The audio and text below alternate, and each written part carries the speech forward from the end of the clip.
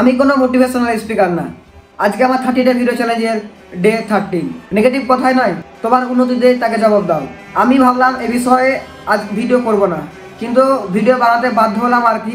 কিছু মানুষ তোমাকে থামাতে চাইবে, তুমি কিছু করতে গেলে তোমাকে থামাতে চাইবে, সেটা দেখে বা তার কথা শুনে থেমে গেলে চলবে না। এবং কমেন্ট করে ফেলেছে, সে আমাকে লিখেছে তুমি কি করেছো ভাই লাইফে।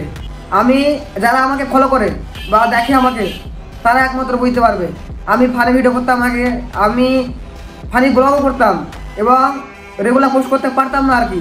সেই কারণে চালু করেছে, এখন অনেক ব্যস্তর মধ্যে কাটছে দিনকাল আর কি।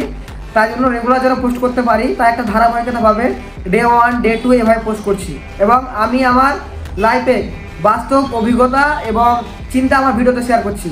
আমি বড় কোনো সফল ব্যক্তি হয়ে যায়নি, ঠিক আছে। আমি যেটা মনে করেছি কি হ্যাঁ এটা ভুল হচ্ছে আমার, এটা আমার দর্শকরা ভুল না করুক বা জিনিসটা না করুক, সেটাই আমি বলছি আর কি। এখন তাতেও যদি কারো সমস্যা থাকে তাহলে কিন্তু আমার কিছু করার নেই। আমি আমার শুধু জীবনের জার্নিটা শেয়ার করছি।